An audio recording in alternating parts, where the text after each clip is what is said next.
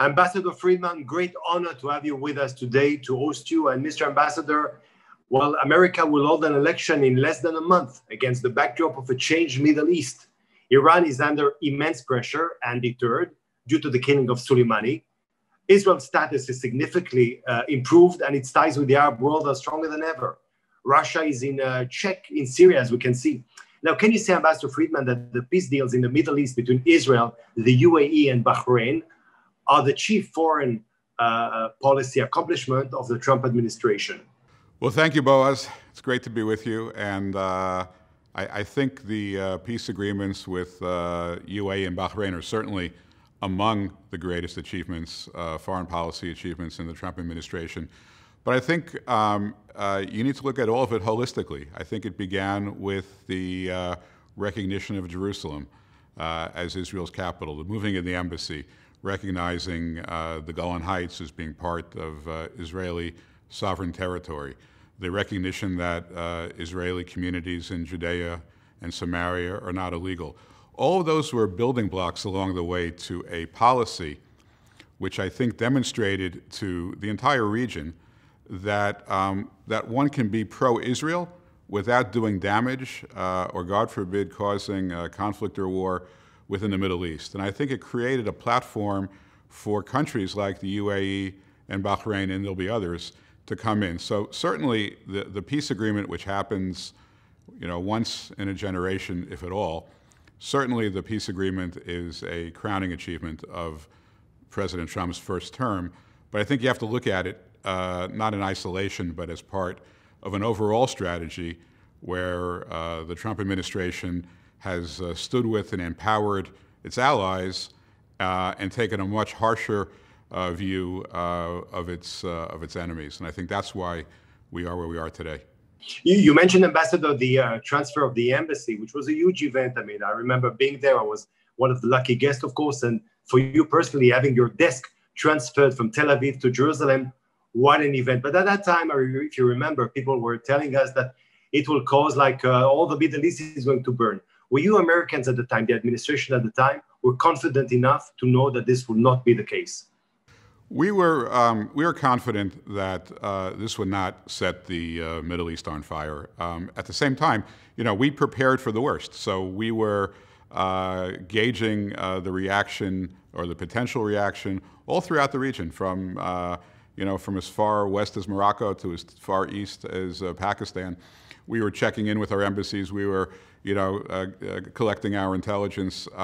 So we were preparing for the worst case, but the more we prepared, the more we were confident that that not only would this not set the world on fire, but actually it was a very positive step forward, because it showed that America is willing to keep its promises and stand with its allies. And we have many allies in the region. And I think other allies recognized that America was a good friend that could be trusted. So it went according to plan, and I think it set the stage for many further successes. So you mentioned your allies, and I think immediately of new possible friends. So who's next to join the bandwagon after you had the Emirates and Bahrain? Who's next? Well, look, I don't want to get ahead of any other countries. They all have their own time frames. They all have their own sensitivities. But I think just looking at the reaction of other nations to the peace agreements with the UAE and Bahrain, you can tell that there are others that endorse what we've done. They support the move, and the body language is very promising. Beyond the body language, I mean, we've had lots of conversations with other nations. There will be more countries, more nations that are in the Arab League will normalize and make peace with Israel. I have no doubt. It is a certainty. How many, in what order, I think everyone's just going to have to wait and see. Yeah. When we think of countries, immediately you think next, Sudan, for example, or Oman. Without revealing name of countries, might we have surprises? Are there any countries that might be a surprise for Israelis or people of the world to discover that we might have relations with them? I think people that are watching this closely shouldn't be surprised at any breakthrough because they're all potentially out there. Some are more likely than others, and there's been lots of people trying to predict. But I do believe that with exceptions of obvious exceptions like Hezbollah-led Lebanon or Assad-led Syria or Khamenei-led Iran. I mean, with those kind of obvious exceptions, we're not almost everything else is potential. And I'll tell you, I think over time, as even the greatest of Israel's enemies see the trends and see which way the wind is blowing, I think they will all be confronted with a pretty tough choice about whether they want to be on the wrong side of history or whether they want to join the circle of peace. It's a much better pathway for the people of the region, and it may take a little bit of time for some of the more challenging countries, but it is certainly, I believe, the trend and the wave of the future. Mm-hmm. Ambassador, some are more lucky than others. You're ambassador right now in Jerusalem. I emphasize on Jerusalem. I was ambassador in Nouakchott. So a little difference, I would say. In my embassy, I remember 2005, the two of my diplomats went to the Emirates. It was very, very secret at the time due to their foreign passport. Now we can reveal it. It was a secret. And thanks to you, we can reveal it at last. Why do I say that? Because at that time, those diplomats serving there at the Emirates were so discreet. And now all of a sudden, not only that we do it openly, we're going to have an embassy, planes are going to come from the Emirates. And the most important thing for me is to see the people in the Emirates being happy and in front of camera, dancing, chanting, and being so happy about it. What was the trigger? What made this big difference that for 10 years, we used to do things discreet. Israel was, if you want, the lover, and now we are the official wife. What made that difference? Well, look, I think there's a couple of things. The first, I think, is the leadership of both the Emirates and Bahrain on one hand and the Prime Minister on the other. They saw this as being in the best interests of their people. Israel, as you know as well as I, has had covert relations with lots of different countries, or certainly they've been reported to have covert relations with lots of countries. There's only so far you can get with a covert relationship. You can't have tourism, you can't have trade, you can't have flights, you can't have real commercial engagement, and you can't really build a meaningful peace, because a peace without popular support will only get you so far. So I think the real credit goes to the leadership. It goes to the Crown Prince. It goes to the King. It goes to Prime Minister Netanyahu, and of course, more than anyone, it goes to President Trump, because he established a level of trust that had been so lacking for the last 8 years or even longer, that it enabled everybody. There's an expression, for someone to jump into a pool, they have to be confident that there's water. Right? And what President Trump did is he gave everybody the assurances that there was water in the pool, that once they jumped in, that there would be a favorable reception, that the United States would stand with them, would be with them, would support them. And I think all of that put together created the assurances. Again, the people-to-people engagement is absolutely critical for there to be a warm peace. And what we're seeing now, in just small things, we're going to get a flight next week probably from the first flight of its kind from Etihad will land with commercial passengers in Ben Gurion. There's already kosher food operations in Dubai and Abu Dhabi. The people really want to make each other welcome, and to me that's the most exciting thing of all, because from there really is the sky is really the limit. Yeah, you speak about flights, so I think immediately that we're more lucky than them in that peace deal. Because when flights are going to come, they're a green country, we're a red country, so we won in that specific case, but that's a Corona era. That's why I had to mention it. When you mentioned your answer about the Emirates, Ambassador, surprisingly, after reading the Israeli media, you did not mention the F-35. So the F-35 had nothing to do with this peace deal between Israel and the Emirates. Well, no. Look, you can read the treaty that was signed by the parties. It doesn't mention anything about weaponry. Now, look, we're gonna have to address requests from the Emirates for F-35s and other weaponry. We would address those issues with or without a peace agreement. They've made that request of the United States government, and the United States will have to process that request. They'll do so the same way they've done it in the past. They'll engage commentary from Israel. They'll work with their partners in Israel and with other countries in the region to find a way to achieve two things. Number one, to help make the Emirates as strong as possible, because frankly, it's tremendously helpful both to America and to Israel to have a strong ally on the Straits of Hormuz. So that's a win for everybody.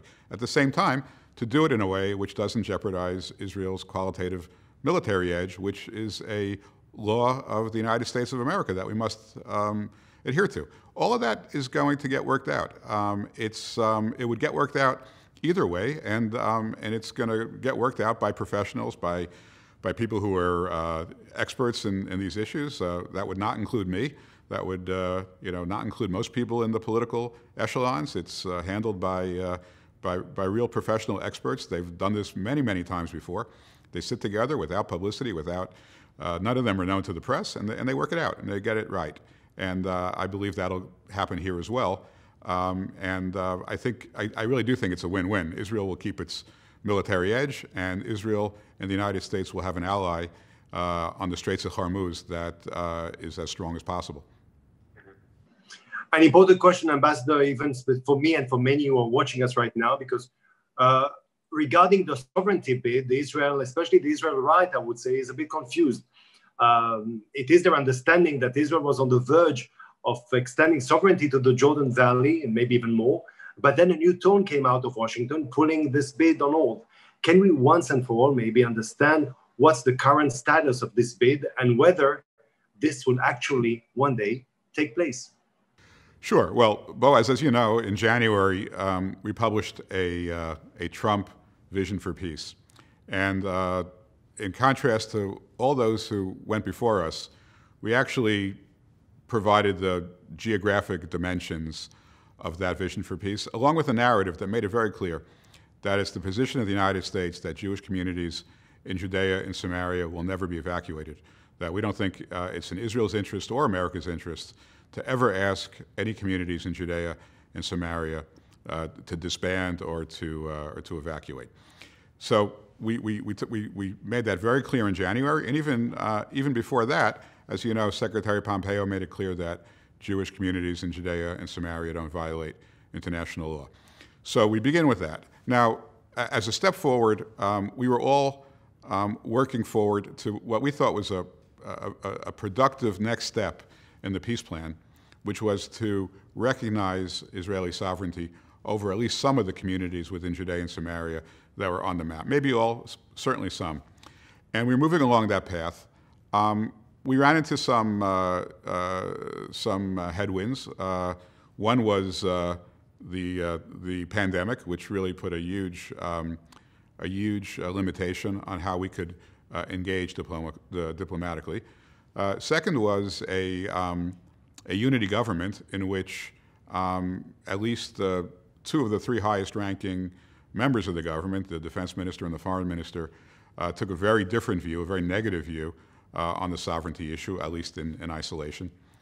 And as we were struggling with those issues, and I think you're aware of the efforts we put in to try to create some consensus position within the government of Israel, as all that was happening, we saw an opportunity that we did not envision as we were moving forward, an opportunity for Israel to make peace with the Emirates, and we also saw additional countries were likely to follow.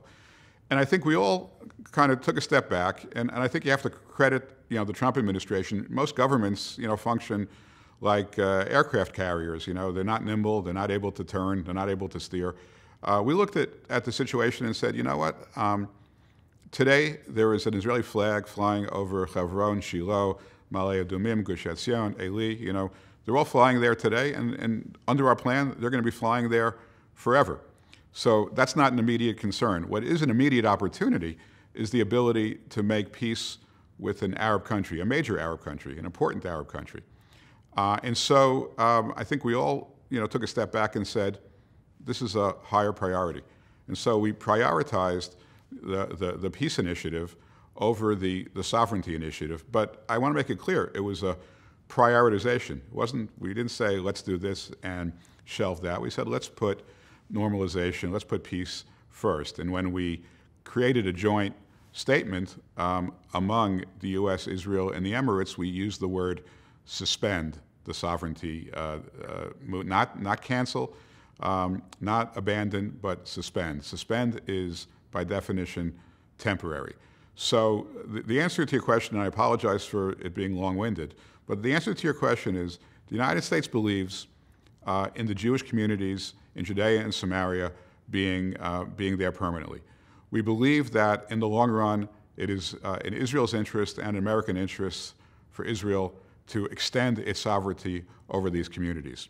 We also believe that it is Israel's highest and most important priority, as is ours, to extend the circle of peace for as far and as long as it will go, and to really make that our first priority. It is not to the exclusion, to the ultimate exclusion of sovereignty, but it is a priority. So if your follow-up question is, when will sovereignty occur? I wish I had an answer for you. We're going to spend at least from the perspective of the United States, we'd like to spend all of our efforts in the near future on diplomatic efforts, push the diplomatic agenda as far as it will take us, make Israel as safe, secure, and prosperous among all the nations in the region, create as much peace as possible, reduce the threat level as much as possible, and then when we feel that we've exhausted those efforts, of course, to try to formalize help Israel at least formalize its boundaries in a way that includes its sovereignty over the Jewish communities in Judea and Samaria. I see. Only to understand, to make sure that I understood, Ambassador Friedman, I mean, peace is priority, but in the future, we'll have, I don't say we might have, but we'll have both peace and sovereignty. Yes, I agree with that. That's a good thing. As you mentioned, other countries, and there is a country that is kind of important, I would say, in the region, even very important, to join in this peace treaty. And my question is, why isn't Saudi Arabia joining us already? Well, look, you know, if you're able to get an interview with them, I'm sure you'll ask them. I don't want to speak for Saudi Arabia. I can tell you, though, that Saudi Arabia has been enormously helpful to this process in an obvious way. It takes a little bit over 3 hours now to fly from Ben Gurion Airport to Abu Dhabi or to Manama. Without Saudi Arabia, that flight would take about 7 hours. Israel, for the first time in its history, has commercial overflight rights to these countries over Saudi Arabia. I would not minimize that. I mean, that's a very significant signal. So my view is, look, like every other country, let's respect the Saudis to go through this process at their own pace, deal with this issue as they see fit. But we're all pretty happy right now with the help we've gotten from the Saudis, and I hope that it grows and expands. Ambassador, we spoke about so many achievements, and we're only talking about the first term. President Trump is running for a second term. All those beautiful things that we talked about, peace process and sovereignty, possibility of sovereignty in the coming years, does it all depend on Trump winning the elections in November? Do you think that the Biden administration will put an end or a stop to all this beautiful process we're having? Well, look, I obviously am not equipped to speak for the Biden administration. I think with regard to the Trump administration, if we're honored enough to be able to continue to serve the American people for a second term, the opportunities here in this part of the world are enormous. Look, what is Iran's strategy? Iran's strategy is to pray 5 times a day that Trump loses. Okay, that's their strategy, because they know that if Trump wins, they have no exit strategy from the pressure we've put on them, short of ending their malign activity. What's the Palestinian strategy? You heard Prime Minister Steyer say yesterday, we have to pray that Donald Trump loses, right? That's their strategy, because they know that the Trump administration will hold the Palestinians accountable to end incitement, to end terrorism, to stop glorifying in town squares terrorists who were responsible for mass atrocities, to create an infrastructure of transparency and religious freedom. We care about that. We're the only administration that's ever held the Palestinians accountable to join the civilized world.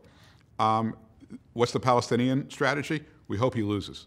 So if we're able to have another 4 years, I think that those countries that whose only strategy is to hope we're gone, I think they'll have no choice but to engage in a productive way, and hopefully we can really change the Middle East for 100 years and end all the dangerous and malign and inhuman activity that has brought so much despair to so many people in this region. So I don't want to speak for what Biden would do, but I can tell you that the way to continue on the path is for us to have another 4 years.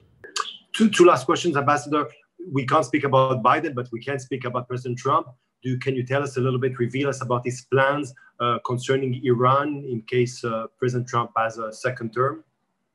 Because we hear of possible negotiations, we hear of a possible good perspective for the Iranian people. What can you tell us about that? Well, look, I think the president has expressed some optimism that in his second term he might be able to make a deal with Iran. But let's just be clear what that means. We've been very clear, the Secretary of State's been very clear about what Iran has to do to sit at the table with the United States, the requirements that they would have to agree to. Now, look, there's only one way to get them to that point. It's through strength. It's through continued pressure, and it's through a continued, serious and non-bending approach to their malign activity. I think the president is optimistic that path will work. I think he's also expressed a good deal of pessimism that if he's no longer the president, that at least what's been expressed as the alternative view, going back to the JCPOA, that might rear its ugly head. If it does, I think I've said this before. I would be very concerned that all of the hard work that we've put into changing the perspectives within Iran, that it might go to waste. Let's hope it doesn't happen. Our policy is best for America. It's best for the world. It's best for Israel. It's best for the region. And whoever's sitting in the White House, let's hope that policy continues. Mm-hmm. Allow me for the last question to be a bit personal and to be very, as an Israeli, but I think that all the people of the region must be very grateful to you, Ambassador Friedman, for the contribution for peace in the region. But permit me maybe a last personal question. Trump wins, you stay with us?